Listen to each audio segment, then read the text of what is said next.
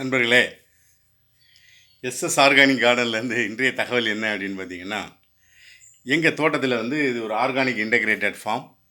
எங்கள் ஃபார்ம் ஹவுஸில் இஞ்சி சீடு கலெக்ட் பண்ணி வச்சுருக்கோம். இது பென்சில் இஞ்சி அப்படின்னு சொல்லுவாங்க, நாட்டு இஞ்சி அப்படின்னு சொல்லுவாங்க. இது ஆர்கானிக்காக ஒரு ஃபார்மர், என்னோட முக்கியமான ஒரு ஃபார்மர்கிட்ட விளைவிக்கப்பட்டது. இது 15 மாதம் ஆயிடுச்சு. இந்த சீடு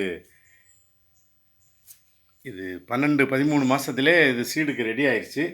இதில் இப்போ சீடு எடுத்து வச்சுருக்கோம். செங்கோட்டை ஷேக் பேஜில் நீங்கள் கண்டினியூவாக ஃபாலோ பண்ணி வாங்க. இந்த இஞ்சி சாகுபடியை நான் ஒவ்வொரு ப்ராக்டிக்ஸும் சொல்ல போகிறேன். இப்போ சீடு நல்ல விளைஞ்ச, நோய் இல்லாத, பூஞ்சை தாக்காத ஒரு விதையை செலக்ட் பண்ணியாச்சு. இப்போ இதை அடுத்து என்ன பண்ணணும் அப்படிங்கிறத நான் அடுத்த வீடியோவில் சொல்லுவேன். ஸோ விவசாயத்தை வாழ வைப்போம். ஒரு விவசாயிக்கு மாற்று பயிர்களை உருவாக்குவோம். இம்போர்ட் அண்ட் எக்ஸ்போர்ட் அப்படிம்பாங்க. வெளி வருகையை தடுக்கணும். வெளியிருந்து நமக்கு வாரதை தடுக்கணும். நாம் அப்போ உற்பத்தி பண்ணணும். நம்ம பொருள் வெளியே போகணும். 2 விஷயம்.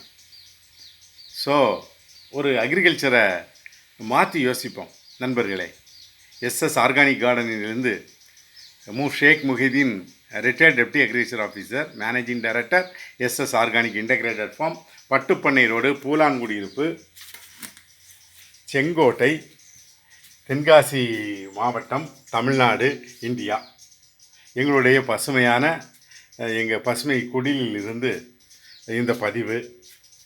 எங்கள் தோட்டத்து ஆர்கானிக் மூலிகை மற்றும் கீரை வகைகளோடு தொடர்ந்து பயணிப்போம் சிறந்த செய்திகளோடு. பாய்.